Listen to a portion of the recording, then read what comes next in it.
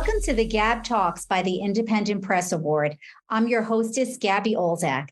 Today, we will be speaking with Tobin Marks, author of the Hope Prophecy Trilogy and Ark of the Apocalypse, the Magellan II Chronicles, winner of the 2022 New York City Big Book Award for Science Fiction. Tobin is a world traveler, poet, sci-fi fantasy writer, and engineer. He hails from Northwest Baja. Well, congratulations, Tobin, and welcome to the GAB. Thank you, Gabby. It's great to be here, and I just got home to beautiful Northwest Baja. Well, I'm pretty jealous, I have to say. So, Tobin, in your bio, you say that you grew up in a household of rocket scientists. Wow, so there really are rocket scientists. I'm so glad to discover that. Tell us about your childhood. It sounds fascinating, and how it inspired you to delve into sci-fi and fantasy writing. Yeah, my dad was an astrophysicist slash astronomer. And he worked on both Pioneer and Voyager. And when those kind of wrapped up in the, I believe it was the late 70s, Martin Marietta, who he was working for, really didn't have much going other than defense contracts. And Dad was like, no, I'm not going to do defense. So he went to work for NOAA and ended up with one of their solar satellites. They have satellites that look at Earth and study the ocean, and then other ones that look out. And one was it pointed toward the sun. So he was kind of a radiation expert. And I was surrounded by these guys. All his buddies were guys from work. And, listening to them talk, well, you needed a PhD to understand anything. I bet. One day I tried to read one of his papers. I didn't even get past the heading. I'm like, okay. He lost you at hello. Yeah. So, but you actually didn't even start your career as a sci-fi writer. You were a poet, from what I understand. For many years. Yeah. So how did you make that leap? Well, the story of the Hope Prophecy has been rattled around my head for decades, since the early 80s. And I honestly can't remember what inspired that. It just kind of snowballed. And I have a career as a drilling engineer, and it consumes a lot of time. I'm gone a lot. So I told myself, well, if there's ever another big downturn, I'm going to write these books, or a book. Little did I know at the time that nobody's don't get more than 100,000 words per book. And this was, way more than that. So it ended up being a trilogy. So in 2015, the deep water market pretty much crashed, which is what I was doing overseas. And I said, okay, time to write the books. And I did. What I didn't really realize is, at the time, one, all I really knew about the story was the beginning and the end. I mean, I kind of had a little idea, because once I got going to now what? And it just kind of evolved. Yeah. How do you come up with this stuff? That was my next question. How do you come up with this stuff? And summarize, without any spoilers, Tobin, summarize Ark of the Apocalypse for us. Well, Ark of the Apocalypse was actually the fourth book that I wrote, because there was always this background information in the trilogy about the protagonist family. They were paranormally powerful, and so the story really started, in my mind anyway, in 1,000 years after Ark of the Apocalypse. And the editor that I had at the time told me, we got to the end of the third book, and he says, we really need more information, more background information on the family. And I said, well, I can't do this in a chapter or two. I've got to write a whole book, like a prequel. And he says, okay. And that's how it happened.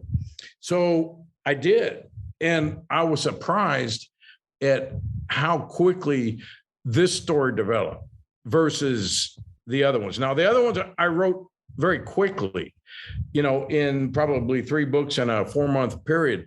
But once you go through editing and all the stuff that, goes on in order to get a book ready for release, yeah, the story changed a lot.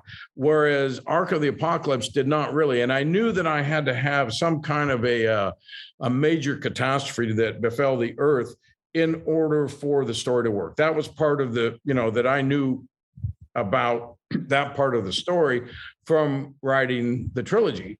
And I'm thinking, okay, now what could be that catastrophic? And it was standing right in front of me, global warming. So I decided, okay, well, I'm just going to make this very extreme because, it's got to be dramatic. And at the time, some of the things that we're seeing now, it kind of cropped up, but I went to the extreme in a lot of these things like rivers drying up, fires on a global scale. And now I actually wrote this in 2017. It's taken that long to get it out. Well, it actually released in 2021. So yeah, now we're starting to see some of these things and I'm thinking, oh no, wow. You were ahead of your time. So you did mention there were a lot of themes that came up in Ark: global warming, space travel, dragons. Which is the most important theme to you in Ark?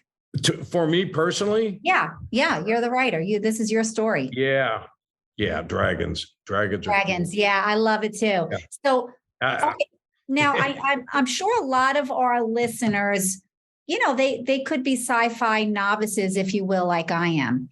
Ark is technically a prequel. What order do you think this all should be read in? Yeah, Ark's got to be read first.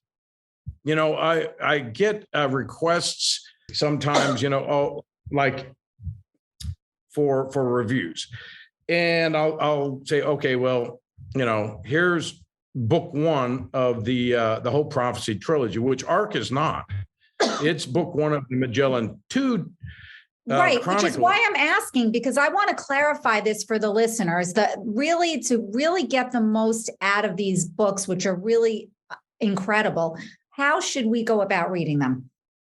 I think Ark first, because you get the background and you get the impact of it. Right. It has probably more social significance than the rest of the story, just because of the global warming and the political climate that the lack of fresh water does to the nations of Earth. When rivers dry up and it stops raining, things become catastrophic. So I hadn't really planned on making Ark a trilogy, but after reading reviews and seeing readers say, well, okay, what comes next?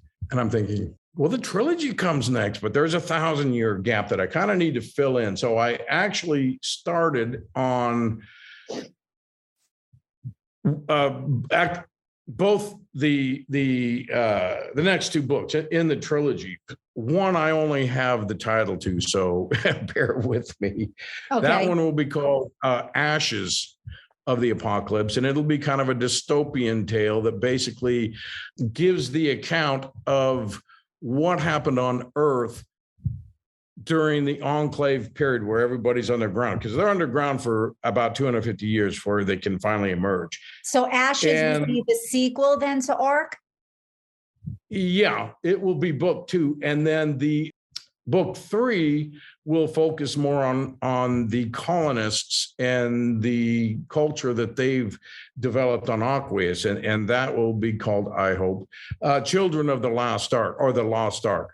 So that one I've actually started, and I've got a pretty good storyline in my head, and I'm kind of excited about the protagonist because it's a young lady who becomes the most powerful, paranormally powerful member of the family since Nadia, and more so even than the protagonist and the bad guy in the Hope Prophecy. But she's also has like learning disabilities, and she's a bastard child of the royalty, and they basically want to get rid of her.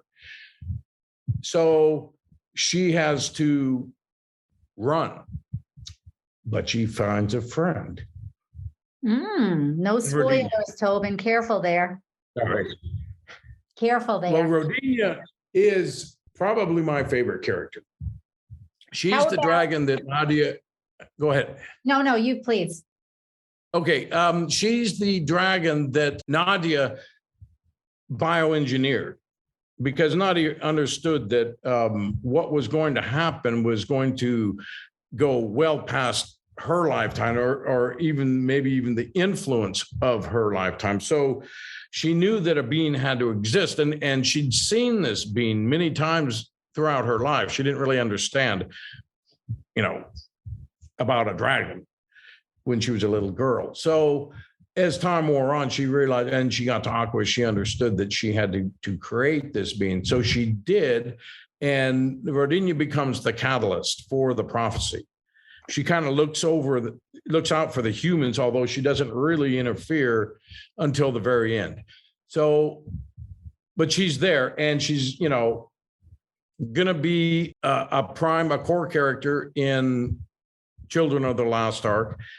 And it's just a lot of fun writing her. Some characters you just love to write. So out of all the books that you've written and working on, is that your favorite book to write so far? Which one? The coming book? Yeah, the coming books. And so far, is that the best experience you've had? I suppose, well, I don't know about being a favorite, because I really haven't gotten very far into the storyline yet. I've just been kind of creating an outline, more so for children than Ashes, but I think Ashes needs to be released first.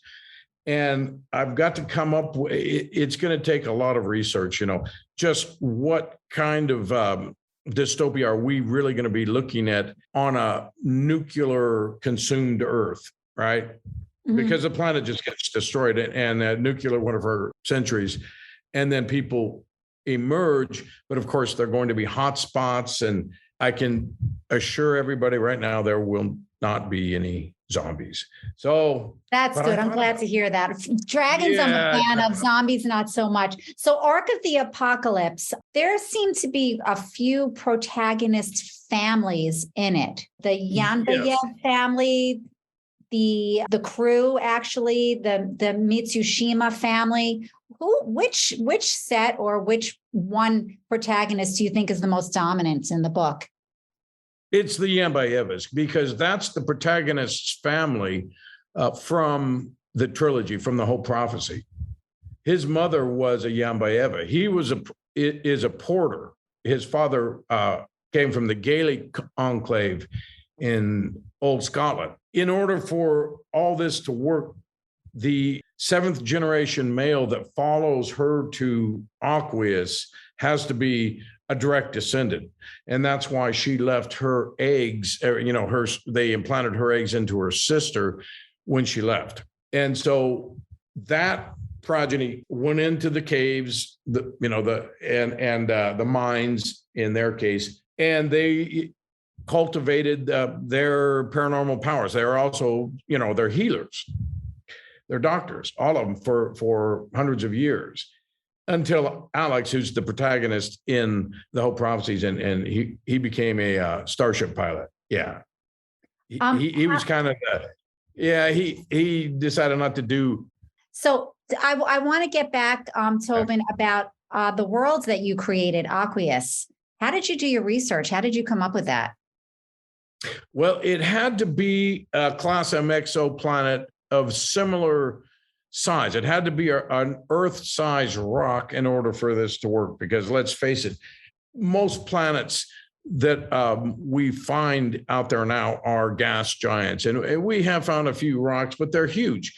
And gravity becomes an issue. So you can't really, in order for human colonists from Earth to go to another planet, it's got to have breathable air. It's got to have a similar gravitational pull, things like this. So that was a given. Now, why one with water? I'm not really sure. I needed two separate continents, because the lizard people, the Thith, Thith, those are the bad guys, because lizard people are always the bad guys. And they had to be a world apart. So I put them on their respective continents on opposite poles. And then I decided I'm not putting anything in between. It's just water. The only thing that I really put in between is the Normander, the puppet masters, the advanced aliens, and they're like thousands of meters under the water. Nobody can find them, and nobody even knows they exist. That's pretty much how I did it. And I wanted to make sure that these two halves, these two continents, were very difficult to transit from one to the other. So there's this huge current that runs around the equator. And it's very difficult to get through with oar-powered sailing ships.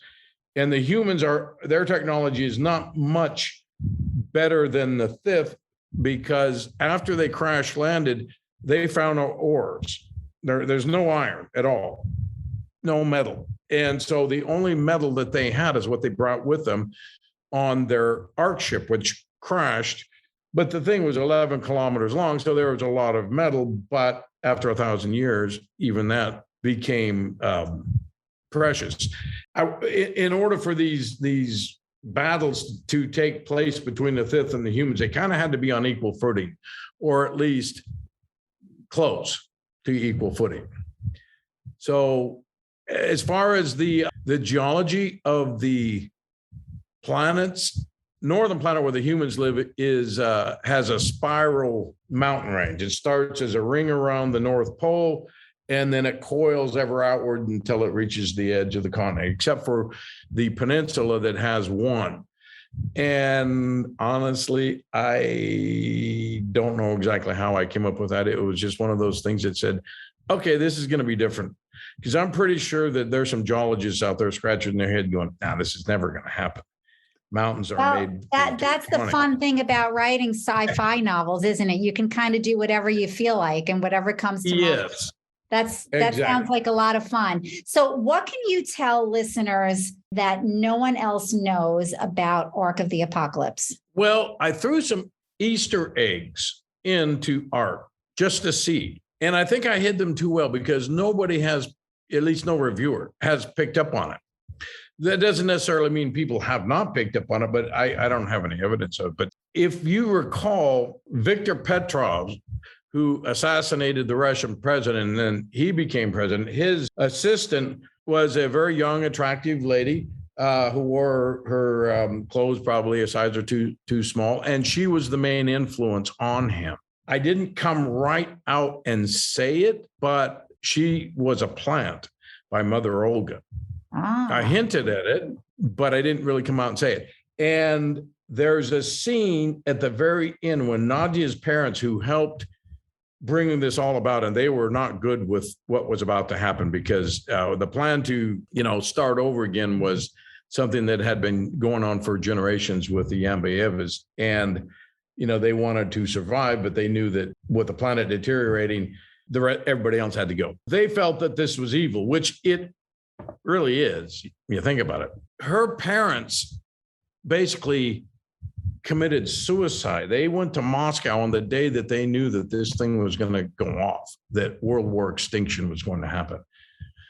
And as they're standing there right across from the Kremlin, a young lady walks up and she says, "Do you mind if I join you?" And they said, "No, it's not safe here." And she says, "Then I'm right where I need to be." Okay. And then the sky explodes. So that was Zula, who is the plant, even though she helped to bring about everything, and she manipulated Viktor Petrov completely. At the end, she couldn't face it either, but nobody picked up on it. So, okay, well, you know what? Never say never. We don't know about that.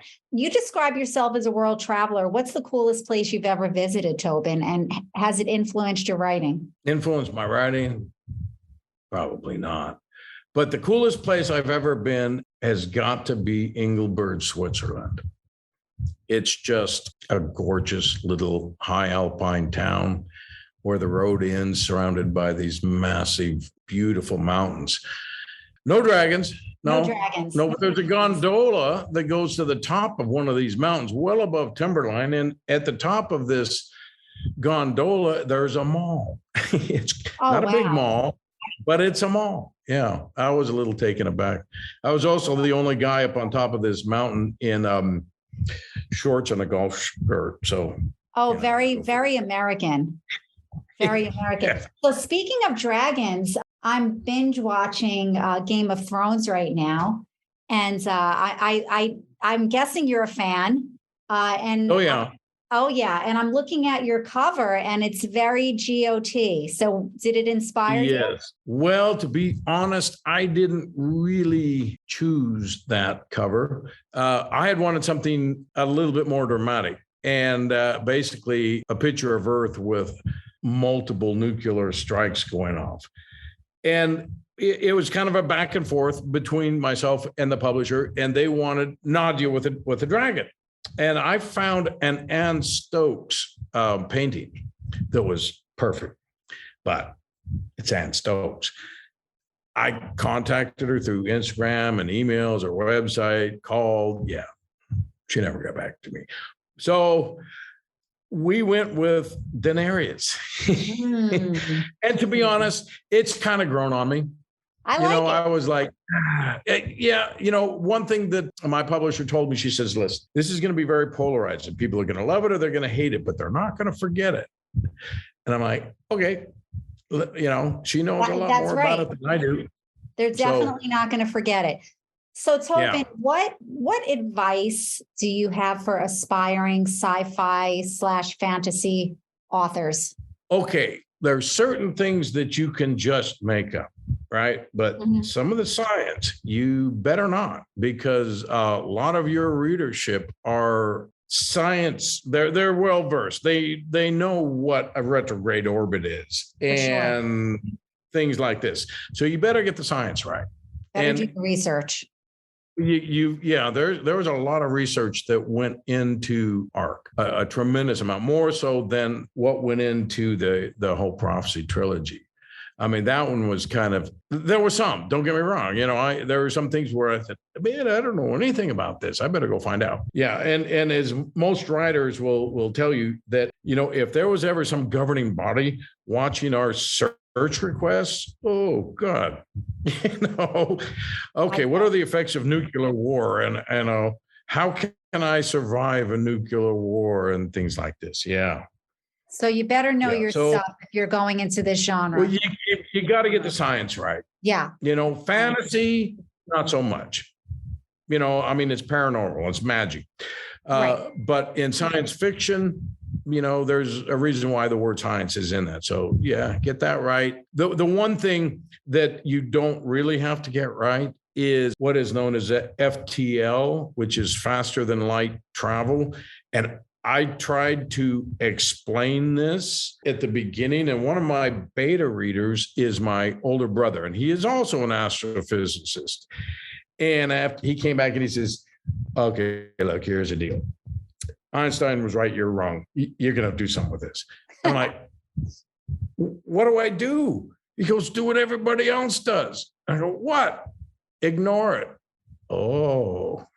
And his favorite example was, when the Enterprise needs to go to Epsilon 5 and it's 3 light years away, they put it on warp speed, go to commercial break, come back, and they're there. So kind of did something similar. I mean, I tried to make it a little different than a propulsion-based drive system. This is basically based on the electromagnetism of stars, where the drive system is basically a giant magnet that you ramp up millions of times over and then flip the polarity and it just blasts you away. And then you keep doing this because there's a web of electromagnetism that runs throughout the galaxy. There's like rivers of it. And so I had them tacking across the Milky Way. If I'd have thought a little bit more about it, I probably would not have gone that route. I probably would have done something more along the lines of gravitational manipulation, but I got pigeonholed on this idea, and I just wasn't going to let go no matter what my older, smarter brother told me. Sometimes that's just the way it goes, isn't it, Tobin? Yep, it sure is. And so far seems to work. I know our listeners are eager to know when we can expect the sequels to Ark of the Apocalypse. What's your time frame? Okay, book one of you mean the Magellan II Chronicles? Yes, I'm sorry, the Magellan II. Yes. Yeah, later. Later. Okay. So okay. Right now, I'm in editing. I'm doing the developmental edit for book 2 of the Hope Prophecies, and this is called Katana Red. And it's going to take me a few months. And then, of course, once I send it back, I've requested a second edit because there's a lot of revisions. And to be honest, my writing skills are probably not just good enough to do whole chapter revisions and not have it edited. So, I think that goes for most of us. Yeah, I think release will probably, for Katana Red, will probably be in late spring, early summer of 23. Now, once I turn this back in, then I'm going to get to work on, I really want to get to work on Ashes of the Apocalypse first, because I don't know why. I just feel as though this should come first before Ashes. It does sound like a great story. For children. Yeah. Lastly, and it's going to take time. I'm sure. Lastly, Tobin, how can listeners find out more about you and purchase your books? Well, of course, I'm on, Amazon, the Kindle, but it's Kobo, it's on iTunes or iBooks, I guess. Do you have a website? I made an audio for both Ark of the Apocalypse and Endeavor's Run. So Endeavor's Run has been released. That was released in April of this year.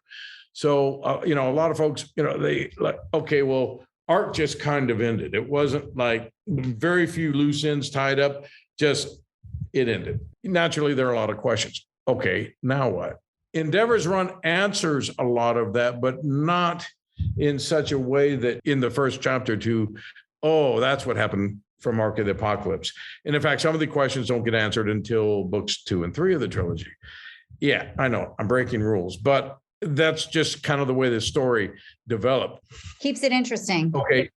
Well, if Katana Red, book 2 of the trilogy, comes out in 23 and Drake and Ruse comes out, which is book 3 of the trilogy, and that's where it ends.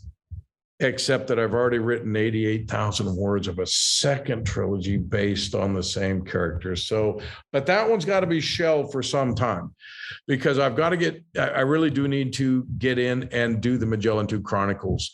It's not fair, really, to leave that as wide open as I have. So I'm thinking 25. Okay. For the first book or rather the second book in the Magellan Chronicle. So unless, of course, I do a lot more writing than I project, because, it takes, and this is if you're doing like 1,000, 2,000 words a day. I see on the writing community, a lot of the writers will, I did 5,000 words today. And I'm like, yeah, my editor's going to slice out 4,500 of them. So, you really do have to have impact. And that's one thing that I have learned quite a bit from the editors, that, word count is good. Word quality is everything. So you've got to have impact, and you've got to have a storyline that is intriguing enough to keep interest. And one of the hardest things that I've found anyway in this story is picking the bad guy. In Ark, you had Victor Petrov, and he was a jerk, but he was only a relatively small segment of the story. Then you had Mother Olga, and I loved Mother Olga. I don't know if you are familiar, but she is the one who facilitated basically the end of Earth. So all the supervillains in history have failed to destroy Earth, and this Mother Olga, who's just a sweet lady, managed to do it. So, yeah. You got a sweet spot for her. So that's all great advice for aspiring sci-fi writers. It really is. It's a lot of work, but you better get writing, Tobin, because your listeners are going to want to read these books right away. I don't think they want to wait until 2025. No pressure. Yeah, I know. So what I'll do then is once this goes back to the editor, then I'll delve into ashes. And the problem with ashes right now is that I really haven't come up with an outline that I'm happy with. Obviously, mankind's got to come out of the ground, but then they've got to reconnect. And how is this different from what mankind was like before? What humanity was like before. Am I going to have nation states? I don't think so. I think I don't know yet. There's a lot of real cultural implications that go along with this, right? Because humanity's starting over. And so do we start over the way we were? That didn't work out. So now we start over somehow different. So I don't know. We'll just have to wait and see. We'll have to wait and see for sure. So Tobin, thank you so much for chatting with us today. It was really great and interesting, and we're looking forward to some more of your work. Join us next time when we meet with Tony Salimi, author of The Unfakeable Code. This is Gabby Olzak of the GAB Talks.